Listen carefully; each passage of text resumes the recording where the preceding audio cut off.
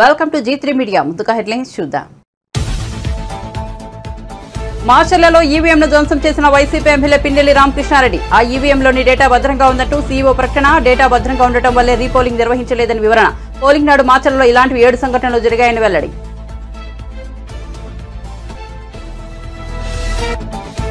సంగారెడ్డి జిల్లా ఇస్నాపూర్ సమీపంలో పిన్నెల్లిని అదుపులోకి తీసుకున్న పోలీసులు. తెలంగాణ పోలీసుల సాయంతో ఆయన అరెస్ట్ చేసిన ఏపీ పోలీసులు. మాచర్లలో ఈవీఎం ధ్వంసం చేసిన A1 గా వైసీపీ నేత 10 సెక్షన్ల కింద పిన్నెల్లిపై కేసులు నమోదు చేసినట్లు సీఈఓ వెల్లడి.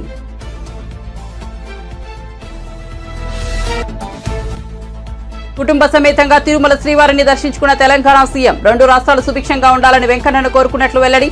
కొత్త సీఎంతో సత్సంబంధాలతో సమస్యలు పరిష్కరించుంటామని వివరణ.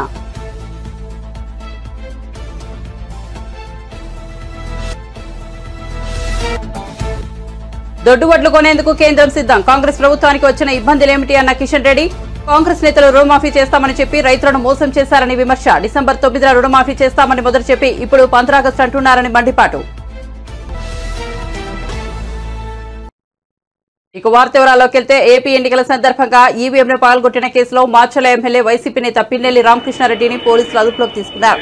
సంగారెడ్డి సమీపంలో ఆయన అరెస్ట్ చేసినట్లు సమాచారం. పిన్నెల్లిని అరెస్ట్ చేయాలని ఈసీ ఆదేశించడంతో తెలంగాణ టాస్క్ ఫోర్స్ పోలీసులు, ఏపీ పోలీసులు ముమ్మరంగా గాలించి సంగారెడ్డి జిల్లా ఇస్నాపూర్ సమీపంలోనే ఓ కంపెనీ గెస్ట్ హౌస్ లో ఆయన అరెస్ట్ చేసినట్లు తెలుస్తోంది. ఇదిలా ఉంటే మాచర్లలో ఈవీఎం ధ్వంసం కేసులో పిన్నెల్లిని A1 గా చేర్చినట్లు ఏపీసీ ఈసీఓ ముఖేష్ కుమార్ మీనా వెల్లడించారు. మొత్తం 10 సెక్షన్ల కింద మెమో ఫైల్ చేశామన్నారు. ఐపీసీ, ఆర్పీ, పీడీపీపీ చట్టాల పరిధిలోని 10 సెక్షన్లతో ఆయనపై కేసులు నమోదు చేశామన్నారు. ఐపీసీ కింద 143, 147, 448, 427, 353, 452, 120 బి సెక్షన్లు, పీడీపీపీ కింద మరో కేసు, ఆర్పీ చట్టం కింద 131, 135 సెక్షన్లతో కేసులు నమోదు చేసినట్లు తెలిపారు. ఈ నేపథ్యంలో ఆయనకు 7 ఏళ్ల వరకు శిక్షలు పడే అవకాశం ఉందన్నారు. ఇక ఈవీఎం ధ్వంసం చేసిన ఘటనను ఈసీ సిగ్గుమాలిన చర్యగా పేర్కొందని, ఇలాంటి ఘటనలపై వెంటనే చర్యలు తీసుకోవాలని ఆదేశించినట్లు సీఈఓ తెలిపారు. ఏపీలోని మాచర్లలో వైసీపీ ఎమ్మెల్యే పిన్నెల్లి రామకృష్ణారెడ్డి ధ్వంసం చేసిన ఈవీఎంలో డేటా సేఫ్ గా ఉందని సీఈఓ ముఖేష్ కుమార్ మీనా వెల్లడించారు. డేటా భద్రంగా ఉండటం వల్లే రీపోలింగ్ నిర్వహించలేదని వివరించారు. పోలింగ్ నాడు మాచర్లలో ఇలాంటివి 7 సంఘటనలు జరిగాయని వెల్లడించారు. అందులో కొందరు ఈవీఎంలను ధ్వంసం చేసినట్లు వెబ్ కాస్టింగ్ లో గుర్తించామని చెప్పారు. ఈ కేసులో ఇంకా కొందరిని గుర్తించాల్సి ఉంటుందని సీఈఓ తెలిపారు. ధ్వంసం చేసిన ఘటనలపై విచారణ ప్రారంభించామని చెప్పిన ఆయన సిట్కు పోలీసులు అన్ని వివరాలు అందించారన్నారు. 20వ తేదీన రెంటచింతల కోర్టులో ఎస్ఐ మెమో దాఖలు చేయడంతో పాటు మొదటి నిందితుడిగా పిన్నెల్లి రామకృష్ణారెడ్డిని పేర్కొనడం జరిగిందన్నారు. 10 సెక్షన్ల కింద పిన్నెల్లిపై కేసులు పెట్టినట్లు సీఈఓ వెల్లడించారు. దీంతో ఆయనకు 7 ఏళ్ల వరకు శిక్ష పడే అవకాశం ఉందన్నారు.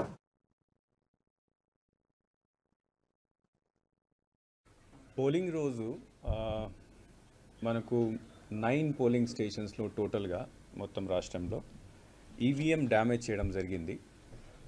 కొంతమంది బయట నుంచి వచ్చి అక్కడ లోపల వెళ్ళి ది మిస్హ్యాండిల్డ్ ద ఈవీఎంస్, కింద పడేశారు, కొట్టేశారు, డ్యామేజ్ చేశారు.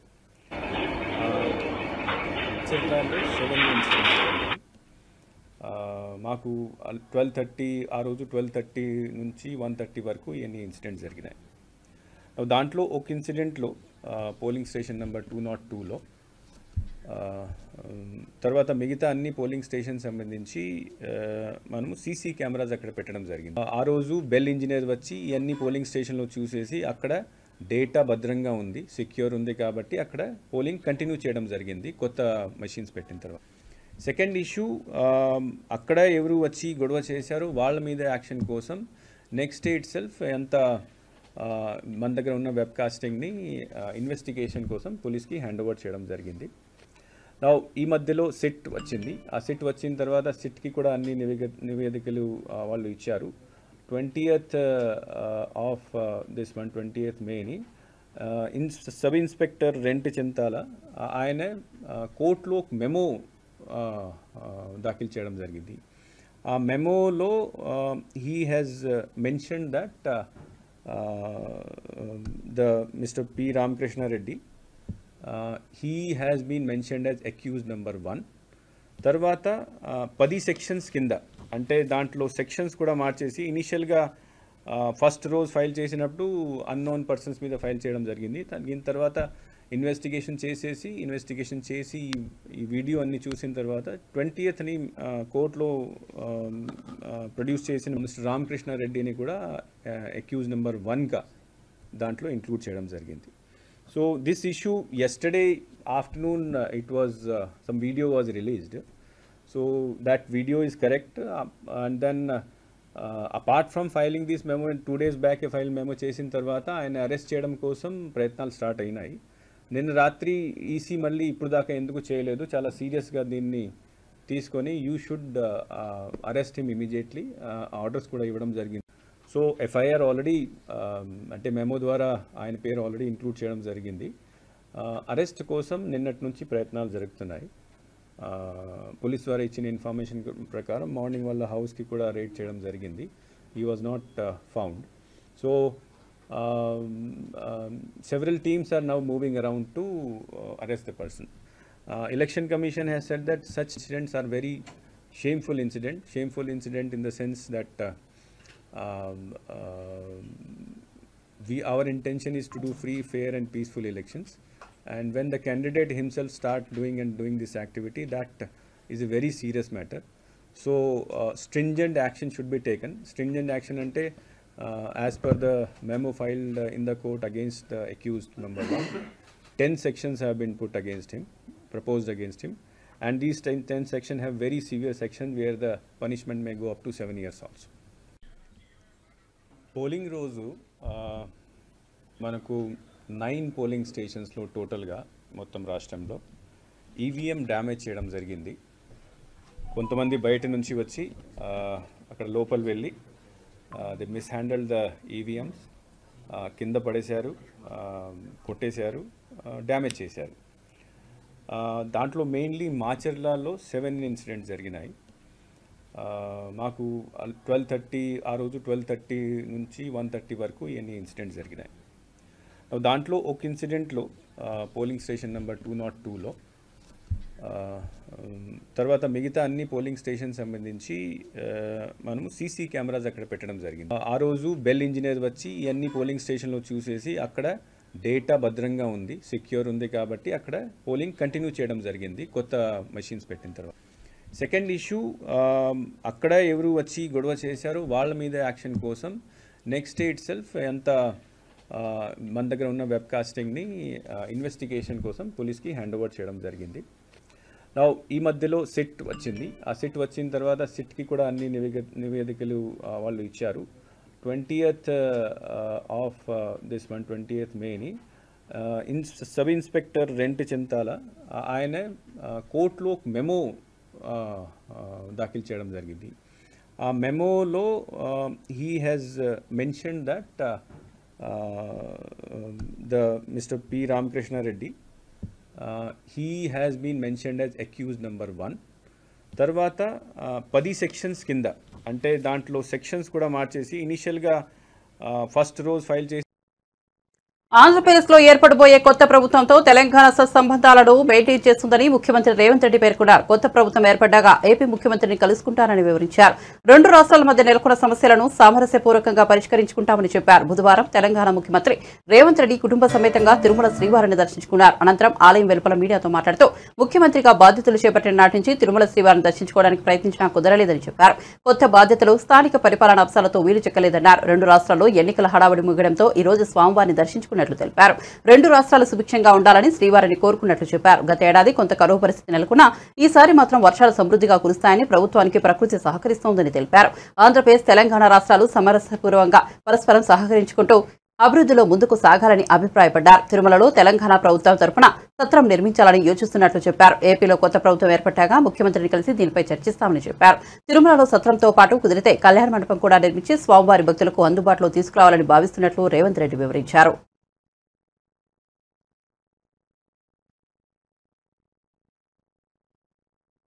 పరిపాలనలో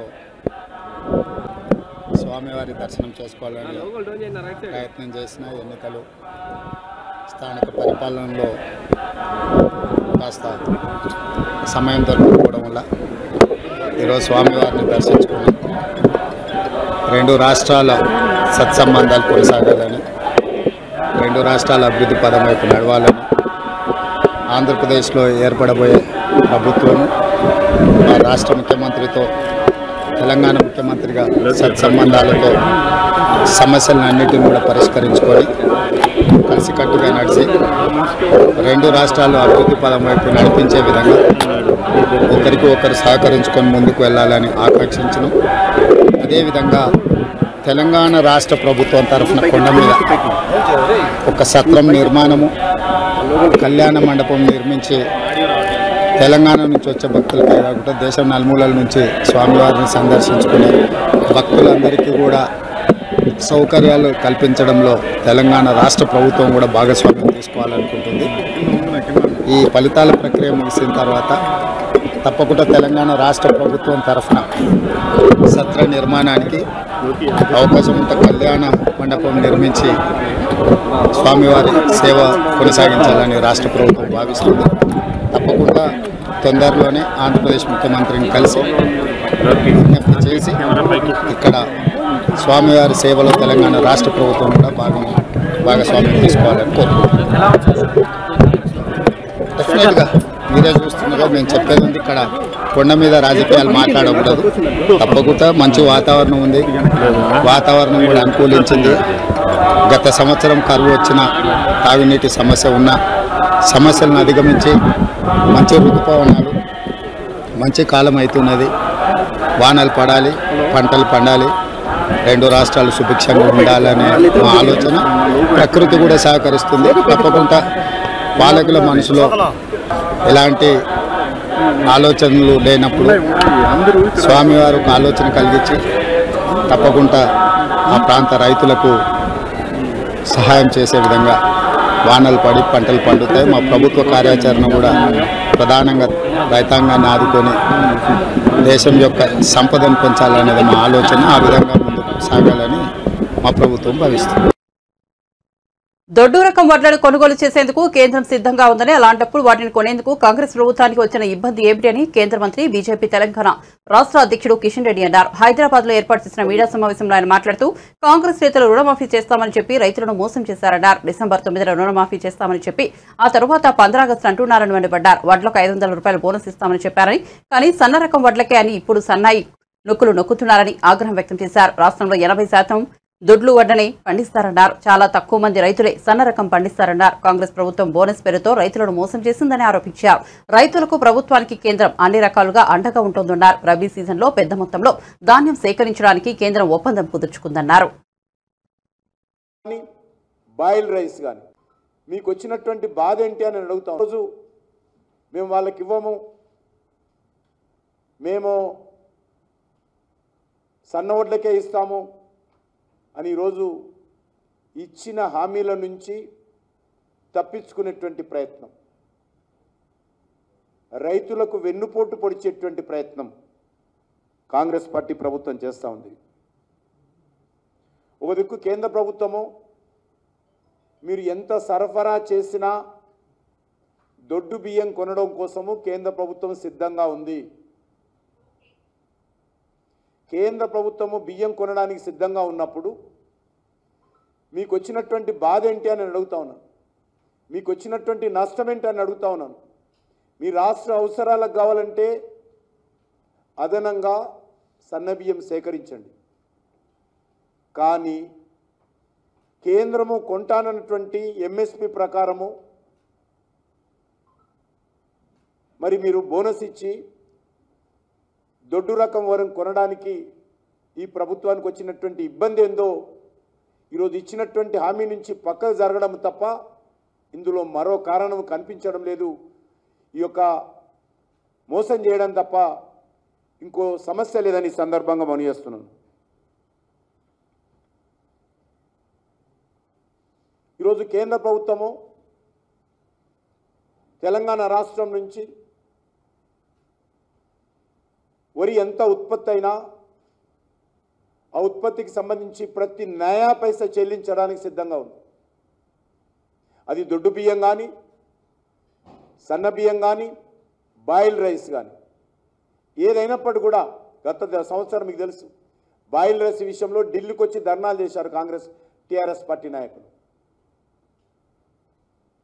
కానీ ఆ బాయిల్ రైస్ విషయంలో కూడా ప్రధానమంత్రి గారు తెలంగాణ రైతాంగానికి సంబంధించి సమస్యను దృష్టిలో పెట్టుకొని బాయిల్ రైస్ కూడా ఎంత వచ్చినా కూడా కొనాలని చెప్పి ఆదేశాలు ఇవ్వడం జరిగింది.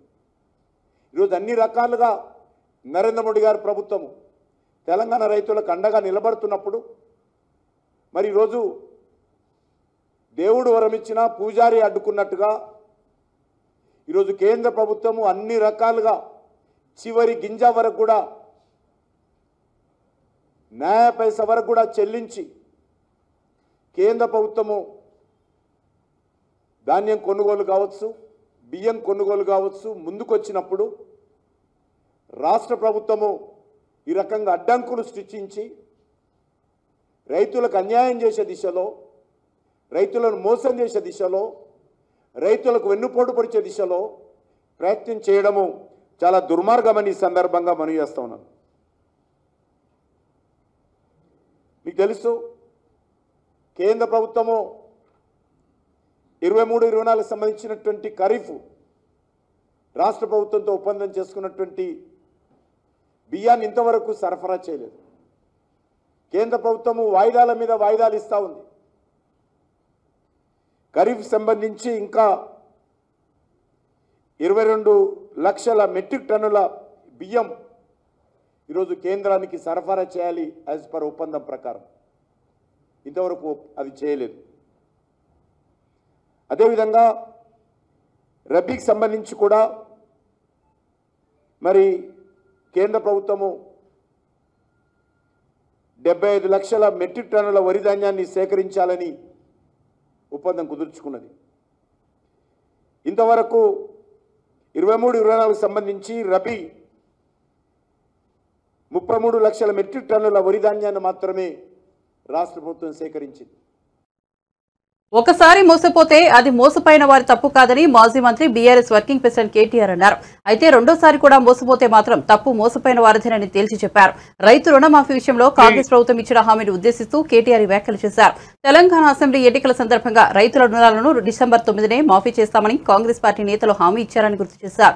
తెలంగాణ రైతాంగం ఆ హామీని అమాయకంగా నమ్మి ఓట్లేశారని, కాంగ్రెస్ సర్కార్ మాత్రం ఇచ్చిన హామీని నిలబెట్టుకోలేదని మండిపడ్డారు. రైతు రుణమాఫీ విషయంలో ఒకసారి నమ్మినందుకు రైతాంగాన్ని కాంగ్రెస్ ప్రభుత్వం మోసం చేసిందని చెప్పారు. ఇప్పుడు ఆగస్టు 15లోగా రైతుల రుణమాఫీ చేస్తామంటూ మరోసారి మోసం చేయడానికి కాంగ్రెస్ నేతలు ప్రయత్నిస్తున్నారని ఆరోపించారు. మళ్లీ నమ్మితే మోసపోవడం తప్పదని, అప్పుడు తప్పు కాంగ్రెస్ వాళ్ళది కాదు, వాళ్ళ హామీలను నమ్మిన మనదేనని చెప్పారు. రూపాయి ఇస్తే నేను ₹2 ఇస్తా అని చెప్పి మొత్తానికి గందరగోళం చేసి ఓట్లు వేయించుకున్నారు. ఇవాళ గద్దెనెక్కింది. మరి కాంగ్రెస్ అధికారంలోకి వచ్చిన తర్వాత ఏం జరుగుతున్నదో ఒక చిన్న విషయంతో మీకు అర్థమైపోతుంది. మీ వరంగల్ తూర్పు నియోజకవర్గంలోనే ఎంజీఎం హాస్పిటల్ ఉంది. ఇవాళ పేపర్లో వార్త ఉంది, కావాలంటే మీరు తీసి చూడండి. ఇవాళ పేపర్లో, ఈనాడు పేపర్లో వార్త ఉంది. నేను చెప్పిన మానాడు కాంగ్రెస్ కావన్నా కరెంటు కావాలనా అని పదే పదే చెప్పినాం. సరే, జరిగింది. నిన్నటికి నిన్న ఎంజీఎం ఆసుపత్రిలో మొత్తం, ఎంజీఎం అంటే ఉత్తర తెలంగాణకు మొత్తం కేంద్రం ఎంజీఎం హాస్పిటల్. ఉత్తర తెలంగాణలో ఉండే పేదలందరికీ దిక్కు ఎంజీఎం హాస్పిటల్. ఆ ఎంజీఎం ఆసుపత్రిలో నిన్న సాయంత్రం 4:30 నుంచి రాత్రి 9:30 దాకా 5 గంటలు కరెంటు లేదు. 4 జనరేటర్లు ఉండే అక్కడ ఉండే. ఇవాళ ఎట్లున్నదో నాకంటే బాగా మీకే తెలుసు. కరెంటు పోతుందా ఇళ్ళల్లా? పోతలేదా? పిల్లలు మాత్రం పుట్టిరట. ఇది ఎట్లా సాధ్యం నాకు అర్థం కాదు. కేసీఆర్ 10,000 ఇస్తుండే, నేను 15,000 ఇస్తా అన్నాడు. ఇచ్చిండా? రేవంత్ రెడ్డి ఎంత గొప్పోడంటే, కేసీఆర్ ఉన్నప్పుడేమో రైతు బంధు నాట్లప్పుడు పడుతుండే, రేవంత్ రెడ్డి వచ్చినాక ఓట్లప్పుడు పడుతుంది రైతు బంధు. డిసెంబర్లో ఇవ్వాల్సిన రైతు బంధు మేలో ఇచ్చి అది కూడా ఏదో చాలా గొప్ప పని చేసినట్టు పోజులు కొడతా ఉన్నాడు రేవంత్ రెడ్డి. కేసీఆర్ గారు ఓన్లీ భూస్వాములను పట్టించుకుంటుండు. నేను కౌలు రైతులకు కూడా నేను ఇస్తా 15,000 అన్నాడు. ఒక్క కౌలు రైతు కన్నా ఇచ్చిండా? రైతు కూలీలకు నెలకు ₹1,000 ఇస్తా అన్నాడు. ఒక్కలకన్నా ఇచ్చిండా? రైతు బిడ్డలైన మీరు నిరుద్యోగులు, గ్రాడ్యుయేట్లు ఒక్క మాట ఆలోచన చేయండి. 2 లక్షల ఉద్యోగాలు ఇస్తా అన్నాడు. ఒక్క నోటిఫికేషన్ ఇయ్యలే. మీకు మాట ఇచ్చిండు. ఏమన్నాడు? ఒక్క ప్రవేశ పరీక్ష కూడా, ఒక్క ఎంట్రన్స్ టెస్ట్ కూడా పైసలు తీసుకోను అన్నాడు. రూపాయి రుసుముండది అన్నాడు. మేనిఫెస్టోలో పెట్టిండు. కేసీఆర్ ఇక టెట్ రాసిన వాళ్ళు ఉన్నారు ఎవరన్నా? ఏపీలో ఎన్డీఏ కూటమికి 150కి పైగా సీట్లు వచ్చినా ఆశ్చర్యం లేదని టీడీపీ అభ్యర్థి రఘురామకృష్ణరాజు అన్నారు. విశాఖలో నిర్వహించిన టీడీపీ నేతల మీడియా సమావేశంలో ఆయన మాట్లాడారు. ఈవీఎంలను తెలుగుదేశం నేతలు ధ్వంసం చేశారని ఆరోపించిన పిన్నెల అరాచకాలను మీడియాలో అందరూ చూశారని రఘురామరాజు ఎద్దేవా చేశారు. ఎన్నికల తర్వాత జగన్మోహన్ రెడ్డి రాజకీయ చిత్రపటంలో కనిపించారని విమర్శించారు. గతంలో ఎన్నోసార్లు ఓటింగ్ పర్సంటేజ్ పెరిగితే అది ప్రభుత్వ వ్యతిరేకత అనేది ఆల్మోస్ట్ 80% ఆఫ్ ద ఎలక్షన్స్ లో నిరూపితమైంది. అంతేకాకుండా ఉద్యోగస్తులు ఎప్పుడైతే ఒక వ్యవస్థ మీద తిరగబడితే ఆ ఎలక్షన్ లో నెగ్గిన దాఖలాలు అయితే 100% కూడా లేవు. ఉద్యోగస్తుల వ్యతిరేకత ఉన్నప్పుడు ఆ ప్రభుత్వం వచ్చిన దాఖలాలు లేవు. ఈ రెండు కారణాలని మనం కలుపుకుంటే 100% ఫుల్ ప్రూఫ్ జగన్మోహన్ రెడ్డి అనే వ్యక్తి రాజకీయ చిత్రపటంలో ఈ ఎన్నిక తరువాత ఉండటం అన్నది జరగదు. జగన్మోహన్ రెడ్డికి స్పష్టంగా తెలుసు అతను ఎత్తిపోయాడని. కాకపోతే ఏ 14,000 కోట్లు అయితే ఎన్నికలకి ఒక రోజు ముందు గతంలో 6 నెలల ముందు నొక్కిన బట్టల తాలూకు డబ్బులు రిలీజ్ చేయాలనుకున్నాడో దాన్ని ఇతర కాంట్రాక్టర్లకి 25% కమిషన్ తీసుకుని వెనక్కి వాళ్ళకి ఇవ్వటం కోసం మనం వస్తున్నాం. ఎందుకంటే అధికారులతో ఇంకా తప్పులు చేయించాలి. అధికారి తప్పులు చేయాలంటే ఇతడు మళ్ళీ వస్తాడని ఒక కాన్ఫిడెన్స్ ఉండాలి. కాబట్టి అధికారుల్ని బ్లఫ్ చేయడానికి ఒక బ్లఫ్ మాస్టర్ లాగా ఏదో అక్కడ ఒక చిన్న సీన్ క్రియేట్ చేసి మనం వస్తున్నాం అని చెప్పి వెళ్ళాడు. అధికారుల మీద ప్రెషర్ పెట్టి ఏదో పేమెంట్లు క్లియర్ చేయాలని చూశారు. అది కొద్దిమంది అధికారులు ఏదన్నా ఇంకా తప్పు చేసే వాళ్ళు ఉంటే చేయొచ్చు తప్ప అందరికీ కూడా క్లియర్గా అర్థమైంది అతని చాప్టర్ క్లోజ్ అయిపోయిందని. పోస్ట్ పోల్ సర్వేలు కూడా పూర్తిగా అనుకూలంగా ఉన్నాయి. నేను గతంలో చెప్పా 125 స్థానాలకి ఒక్క స్థానం కూడా తగ్గదు. ఎప్పుడు విధి అనుకూలించకపోతే, అనుకూలిస్తే 150 స్థానాలు దాటినా కూడా ఆశ్చర్యపోవాల్సిన అవసరం ఏమాత్రం లేదు. మీకు దాడులు చేసిందంతా ఎవరో స్పష్టంగా అర్థమైంది. పిన్నెల్లి చాలా దారుణంగా కామెంట్లు చేసిన కొద్ది గంటల్లో అతను చేసిన విధ్వంసం డైరెక్ట్గా మీడియాలో కళ్ళకు కట్టినట్టుగా వచ్చింది. ఎంత దారుణంగా అతను బాక్సుల్ని బద్దలు కొట్టాడో. మరి అటువంటి వ్యక్తిని మీరు చూశారు. జగన్మోహన్ రెడ్డి ఆ బస్ టూర్లో తిరిగినప్పుడు ఎక్కడ పెద్దగా జనం లేరనుకోండి, వెళ్ళినప్పుడల్లా ప్రతివాడిని సౌమ్యుడు, మంచివాడు ఇలా మాట్లాడేవాడు. పిన్నెల్లి గారిని కూడా రామకృష్ణ చాలా మంచివాడు, ఇప్పటికే మంచి పదవి ఇచ్చా, ఇంకా మంచి పదవిలో పెడతా, మంచివాడు కాబట్టి ఓట్లేయండి అన్నాడు.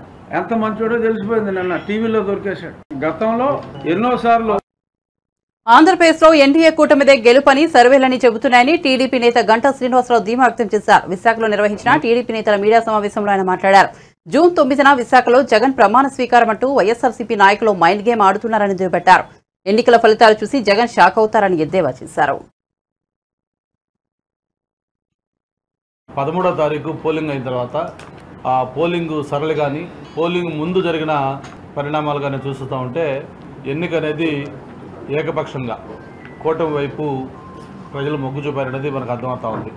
దానికి అంతకు ముందు జరిగిన పోస్టల్ బ్యాలెట్లో కానీ అలాగే హైదరాబాద్ నుంచి బెంగళూరు, చెన్నై నగరాల నుంచి ప్రజలు ట్రైన్స్లో, బస్సుల్లో యాలాడుతూ వాళ్ళు వచ్చిన తీరు, టోల్ గేట్స్ దగ్గర రద్దీ, ఇవన్నీ సంక్రాంతి పండుగను తలపించే విధంగా ప్రజలు వచ్చి ఓట్లేసిన విధానం కానీ అలాగే పర్సంటేజ్ ఆఫ్ పోలింగ్ ఎక్కడ చూసినా కూడా గతంలో కంటే కూడా 2-3% మినిమం ఎక్స్ట్రా, కొన్ని చోట్ల అయితే 10%, 11% కూడా ఎక్స్ట్రా పోలేదు. అంటే ప్రజల్లో ఒక కసి, ఈ ప్రభుత్వానికి ఎట్టి పరిస్థితుల్లో కూడా బై చెప్పాలన్న ఒక ఆలోచన, వాళ్ళ కసి ఆ ఓటింగ్లో కనిపించింది.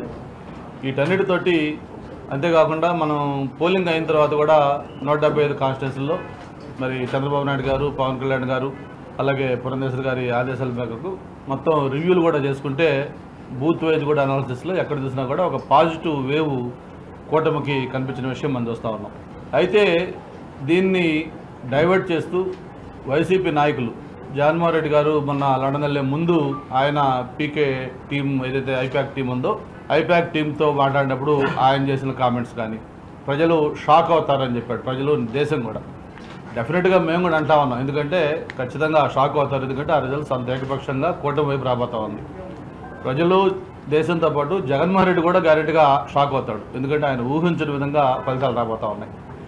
దాంతోపాటు ప్రత్యేకించి విశాఖపట్నంలో వైవి సుబ్బారెడ్డి గారు కానీ మరి అలాగే బొత్స సత్యనారాయణ గారు కానీ గత 7 రోజులుగా వాళ్ళు ఆడుతున్న మైండ్ గేమ్ చూస్తే చాలా నవ్వు వస్తూ ఉంది మాకు. జూన్ 9న విశాఖపట్నంలోనే 9:35 ప్రమాణ స్వీకారం. అలాగే స్టేడియం పోయి ఏర్పాటు చూడటం కోసం స్టేడియం వెళ్తా ఉంటాం. అలాగే స్టార్ హోటల్స్ బుక్ చేస్తామని చెప్పడం, ఇవన్నీ కూడా చూస్తూ ఉంటే అందరూ నవ్వుకుంటూ ఉన్నారు. పక్క అన్ని సర్వేలు దేశంలో ఉండే ప్రెస్టీజియస్ సంస్థలు అన్ని ఆల్ సెఫాలజిస్టులు మొత్తం కూడా ఎన్నికల్లో రేపు కూటమి కన్విజన్ సాధించబోతా ఉంది అని చెప్పి ఒక పక్క చెప్తా ఉంటే, ఓటింగ్ సరళి చూసిన అందరూ కూడా మాట్లాడుతూ ఉంటే వాళ్ళు ఈ విధంగా డైవర్ట్ చేయడం అనేది చాలా నవ్వులాటగా అందరూ ఫీల్ అవుతూ ఉన్నారు. దాన్ని ఎవరు కూడా సీరియస్ తీసుకోలేదు. పోస్ట్ పోలింగ్ కూడా వాళ్ళ దాడులు కానీ వాళ్ళ వైఖరి చూస్తూ ఉంటే అర్థమవుతాం. నిన్న మనకి ఏదైతే పిన్నెల్లి రామకృష్ణారెడ్డి గారి వీడియో ఒకటి వైరల్ అయింది. ఒక ఈవీఎం మిషన్ని డైరెక్ట్గా క్యాండిడేటే బూత్లోకి వెళ్ళి ఎంత ఓపెన్గా అతను దాన్ని ధ్వంసం చేస్తున్నాడంటే అది వాళ్ళ ఫ్రస్ట్రేషన్, వైసీపీ నాయకులకు కంటెస్టెడ్ క్యాండిడేట్లకి ఆ ఫ్రస్ట్రేషను క్లియర్గా కనిపిస్తూ ఉంది. 4వ తారీఖు దాకా వాళ్ళు ఎన్ని ప్రయత్నాలు చేసినా ఎన్ని చేసినా కూడా పబ్లిక్ తీర్పేంటూ ఆల్రెడీ బాక్స్లో నిక్షిప్తమై ఉంది. మరి అది ఖచ్చితంగా ఎన్డీఏ కూటమికి ఫేవరబుల్గా రాబోతూ ఉంది. మళ్ళీ ఏదైతే వాళ్ళు చెప్తా ఉన్నారో 9వ తారీఖు, ఆ 9వ తారీఖున జగన్మోహన్ రెడ్డి గారు కాదు చంద్రబాబు నాయుడు గారు ఈ రాష్ట్ర 3వ ముఖ్యమంత్రిగా మళ్ళీ ఆయన ప్రమాణ స్వీకారం చేయబోతా ఉన్నారు. అలాగే విష్ణుకుమార్ రాజు గారు, చంద్రమోహన్ రెడ్డి గారు, నేను, మన రఘు నలుగురు కూడా కంటెస్ట్ చేస్తున్నాం ఎమ్మెల్యేలుగా. నలుగురు కూడా అసెంబ్లీలో అడుగు పెట్టబోతా ఉన్నాం. దీన్ని ఘంటాబద్ధంగా చెప్పగలం. అందరూ కూడా మంచి మెజారిటీతో ఎన్డీఏ కూటమి అభ్యర్థులు గెలవబోతా ఉన్నారు. ఎన్నికలు జరుగుతుండగా అనుచరులతో కలిసి పల్నాడు జిల్లా రెడ్డిచింతల మండలం పాల్భాయ్ గేట్ పోలింగ్ బూత్లోకి వెళ్లి ఈవీఎంను పాల్గొట్టిన Macherla YCP MLA Pinnelli Ramakrishna Reddy video బయటకు వచ్చి అందరినీ షాక్ గురి చేసింది. ఇప్పుడు మరో వీడియో బయటకు వచ్చింది. పోలింగ్ కేంద్రంలో ఈవీఎంను పాల్గొట్టి బయటకు వచ్చిన పిన్నెల్లిని ఓ మహిళ నిలదీసింది. దీంతో ఆగ్రహంతో ఊసిపోయిన పిన్నెల్లి ఆమెను దుర్భషలాడుతూ వేలు చూపించి బెదిరించారు. తాజాగా ఈ వీడియో వెలుగులోకి వచ్చి వైరల్ అవుతోంది.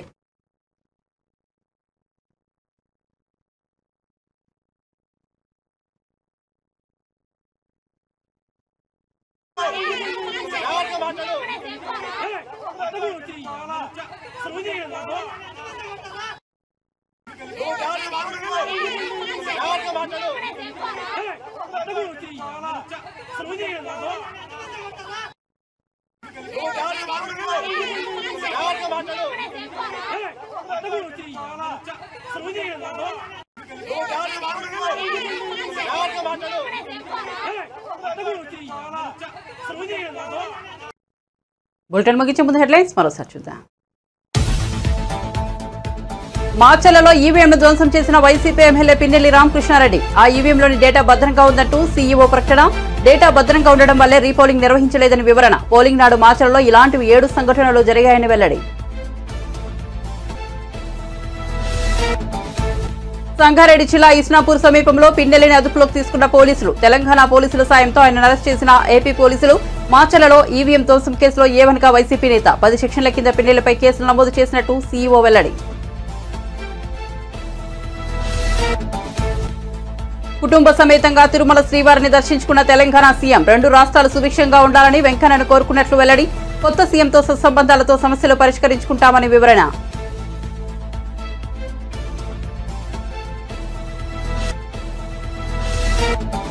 దొడ్డు వడ్లు కొనేందుకు కేంద్రం సిద్ధం. కాంగ్రెస్ ప్రభుత్వానికి వచ్చిన ఇబ్బంది ఏమిటన్న కిషన్ రెడ్డి. కాంగ్రెస్ రైతులు రుణమాఫీ చేస్తామని చెప్పి రైతులను మోసం చేశారని విమర్శ. డిసెంబర్ 9 రుణమాఫీ చేస్తామని మొదలు చెప్పి ఇప్పుడు 15 ఆగస్టు అంటున్నారని మండిపాటు. మరిన్ని అప్డేట్స్ కోసం చూస్తూనే ఉండండి G3 మీడియా.